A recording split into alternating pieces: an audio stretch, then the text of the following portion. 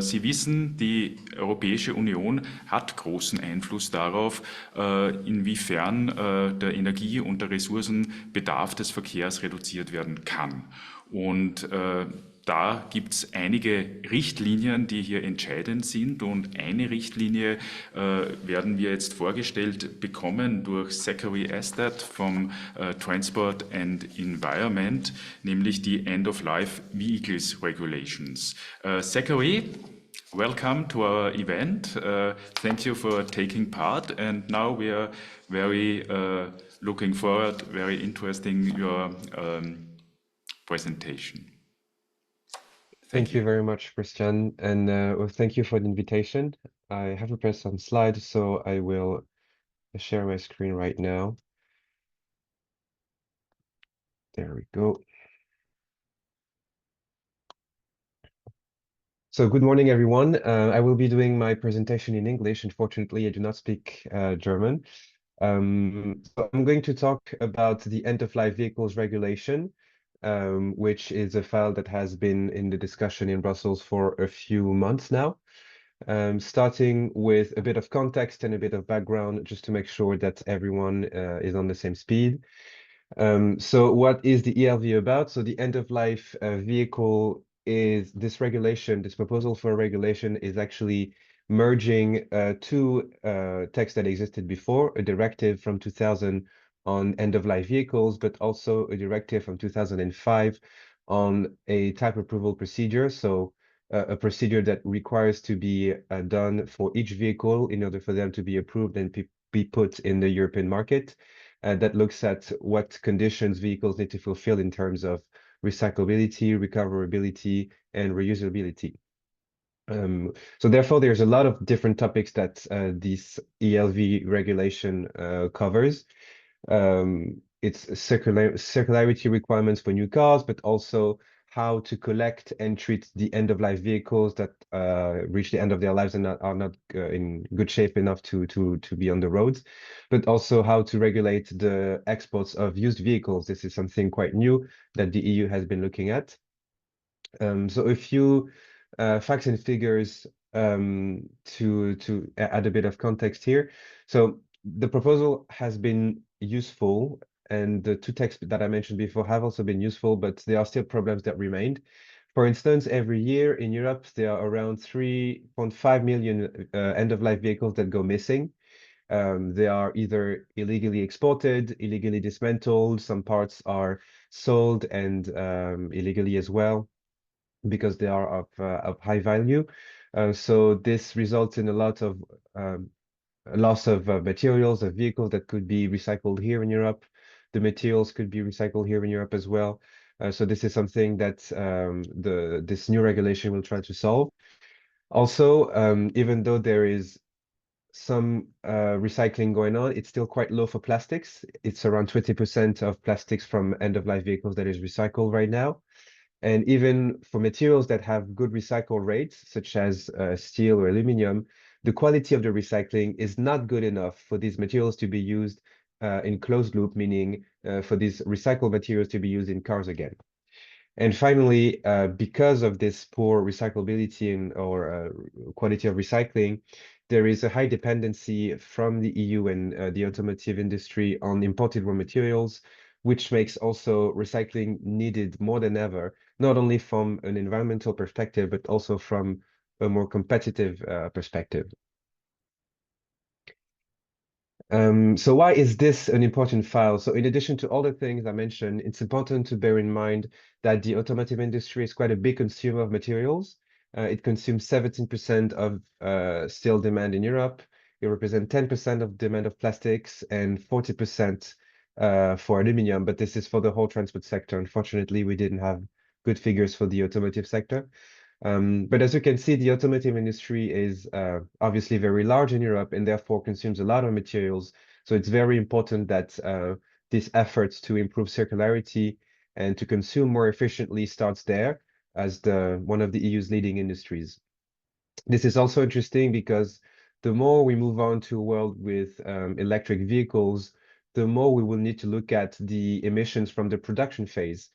You can see on the graph on the right here that the materials in question, so the ones that are listed, are quite high in terms of the share of embedded emissions during the production phase, whether it's for an EV or for an electric vehicle. So the EV is on the left and the combustion vehicle on the right.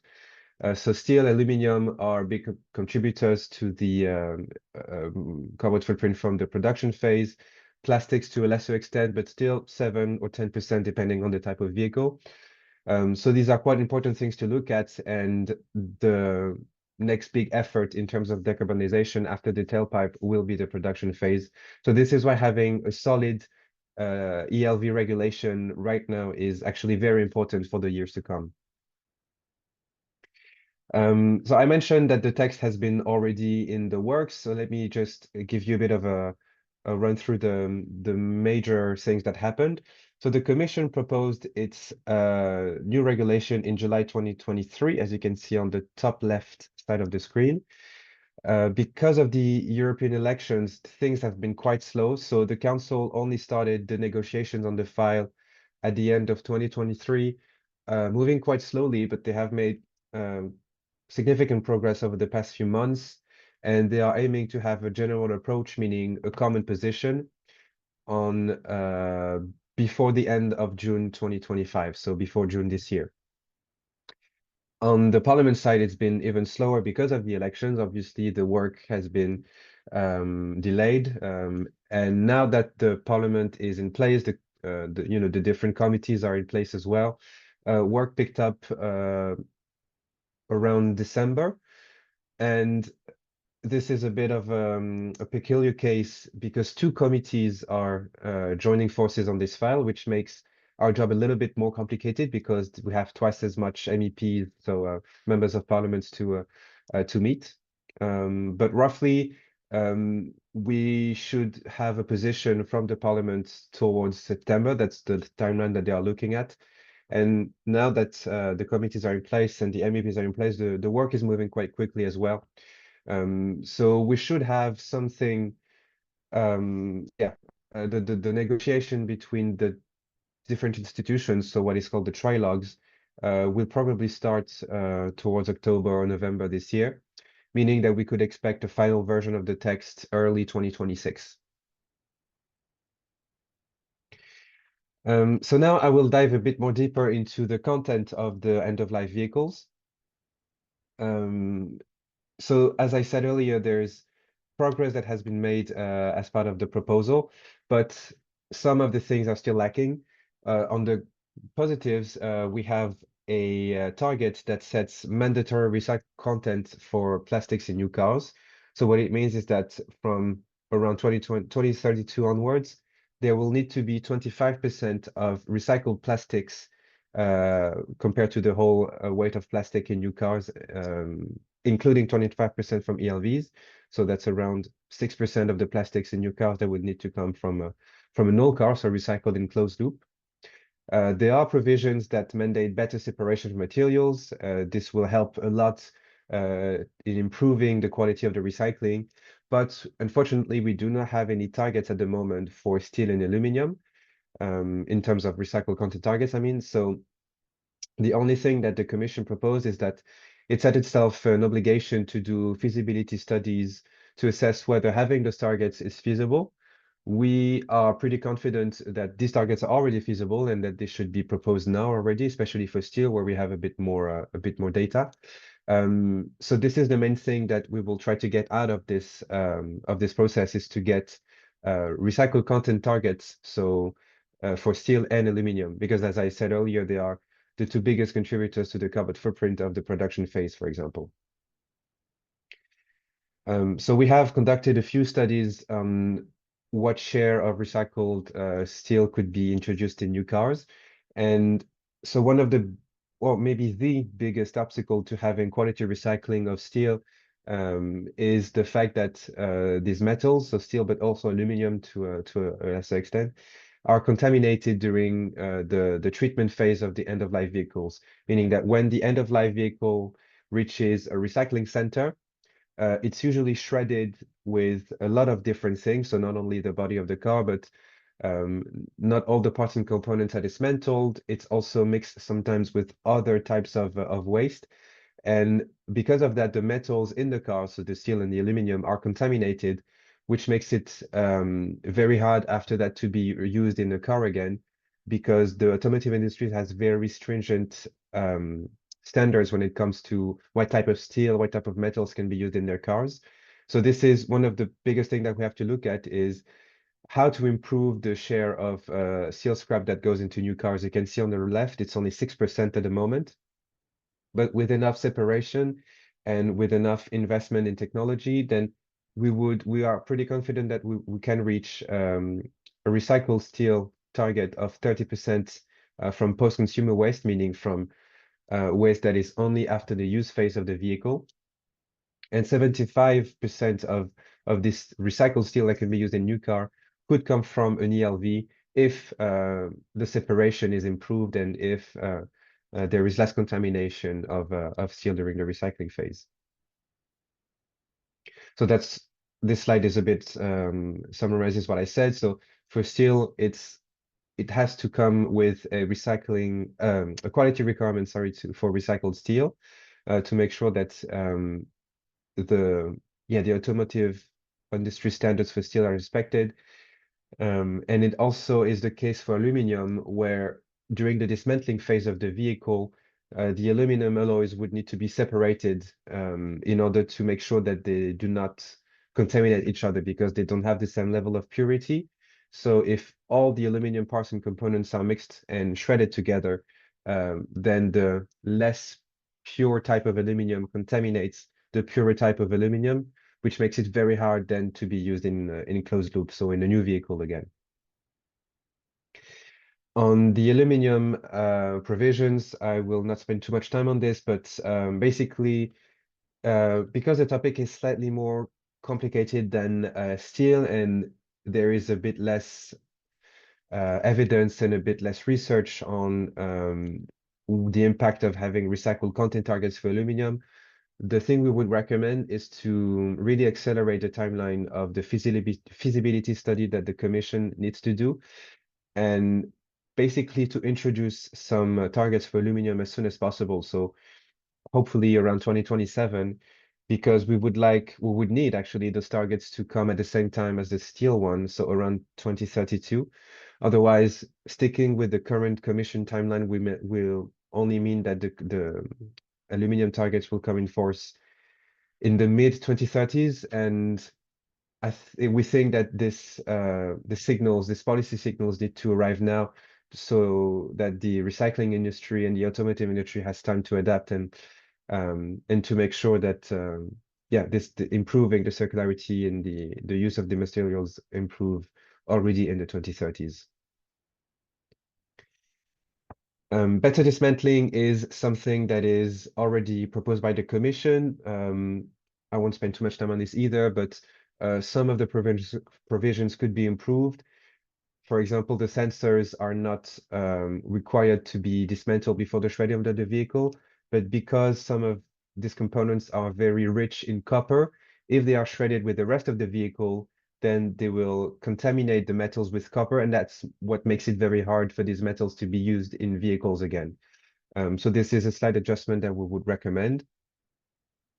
And we are very supportive of the Commission's proposal for the plastics targets. This is something that is quite ambitious, given the situation right now where the recycling rates are quite low. So we would recommend sticking with the 25% recycled content targets for plastics. Another big chapter of the end-of-life vehicles proposal is how to collect vehicles, and another one is about restricting the exports of used vehicles. So I will explain that in right now. So as I said earlier, there's a problem with the collection of end-of-life vehicles because a few millions a year go missing. So what we would recommend, instead of just checking that because right now the only thing that is proposed by the Commission is, of course, to make the collection of end-of-life vehicles mandatory, and because it has proven to be a bit